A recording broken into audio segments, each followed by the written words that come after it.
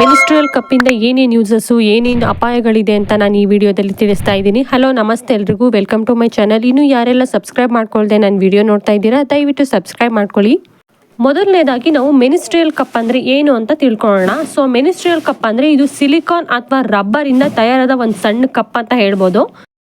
Sanitary ಪ್ಯಾಡ್ಸ್ಗಿಂತ ಇದು best ಅಂತ ಹೇಳ್ಬೋದು. ಇದರ ಯೂಸಸ್ ಏನು ಅಂತ ನೋಡೋಣ. ಒಂದು ಕಪ್ ಅದೇನಿರುತ್ತೆ ಅದು 8ರಿಂದ 12 ಗಂಟೆಗಳವರೆಗೂ ರಕ್ತವನ್ನು ಹಿಡಿದಿಟ್ಕೊಳ್ಳುತ್ತೆ. ಸ್ಯಾನಿಟರಿ ಪ್ಯಾಡ್ಸ್ಗಳ ಥರ ಪದೇ ಪದೇ ಖರ್ಚು ಮಾಡಿ ತೊಗೋಬೇಕು ಅನ್ನೋ ಅವಶ್ಯಕತೆ ಇರೋದಿಲ್ಲ. ಇದನ್ನು ಒಂದ್ಸರಿ ತೊಗೊಂಡ್ಬಿಟ್ರೆ ನೀವು ವರ್ಷಾನುಗಟ್ಟಲೆ ಯೂಸ್ ಮಾಡ್ಬೋದು. ನಿಮಗೆ ಯಾವುದೇ ರೀತಿ ಸ್ಮೆಲ್ ಬರೋದಾಗ್ಲಿ ಅಥವಾ ಇಚ್ಚಿಂಗ್ ಆಗಲಿ ಆಗೋದಿಲ್ಲ. ಇದನ್ನು ವೇರ್ ಮಾಡಿದರೆ ಸ್ವಿಮ್ ಮಾಡ್ಬೋದು ಅಂತ ಕೇಳಿದರೆ ಹೌದು, ಸ್ವಿಮ್ಮಿಂಗ್ ಮಾಡ್ಬೋದು. ನೀವು ಆರಾಮಾಗಿ ಸ್ಲೀಪ್ ಮಾಡ್ಬೋದು. ಇದರಿಂದ ಏನಾದರೂ ತೊಂದರೆಗಳು ಇದೆಯಾ ಅಂತ ನೋಡೋದಾದರೆ, ಫಸ್ಟ್ ಟೈಮ್ ಉಪಯೋಗಿಸ್ತಾ ಇದ್ದೀರಾ ಅಂತಂದರೆ ಒಂದು ರೀತಿ ಭಯ ಇರುತ್ತೆ, ಅಸ್ವಸ್ಥ ಆಗ್ಬೋದು ಅಂತ. ಆದರೆ ಅದೇನೂ ಆಗೋದಿಲ್ಲ. ತಪ್ಪಾಗಿ ಹಾಕಿದರೆ ಲೀಕೇಜ್ ಆಗುತ್ತೆ. ಮೈ ಬಿಗಿ ಇಟ್ಕೊಂಡು ಕಪ್ ತೆಗಿಯೋಕ್ಕೆ ಟ್ರೈ ಮಾಡಿದರೆ ವೆಜೈನಲ್ ಇನ್ಫೆಕ್ಷನ್ ಕೂಡ ಆಗ್ಬೋದು. ಇವಾಗ ನಾವು ಯಾವ ವಯಸ್ಸವರು ಯಾವ ಕಪ್ ಯೂಸ್ ಮಾಡಬೇಕು ಅಂತ ತಿಳ್ಕೊಳ್ಳೋಣ. 15ರಿಂದ 25 ವರ್ಷದ ಒಳಗಿನವರು, ನಿಮಗೆ ಮದುವೆ ಆಗಿಲ್ಲ ಅಂತಂದರೆ ಸ್ಮಾಲ್ ಸೈಜ್ ಯೂಸ್ ಮಾಡಿ.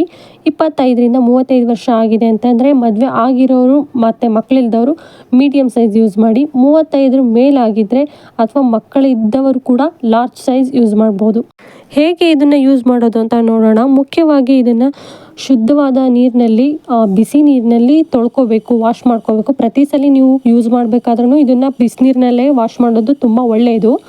ಇದನ್ನು ನಾನು ಇಲ್ಲಿ ತೋರಿಸ್ತಾ ಇದ್ದೀನಲ್ಲ, ಈ ಥರ ಫೋಲ್ಡ್ ಮಾಡಿ ವೆಜೈನಲ್ ಒಳಗಡೆ ತುಂಬ ನಿಧಾನವಾಗಿ ಹಾಕ್ಕೋಬೇಕು.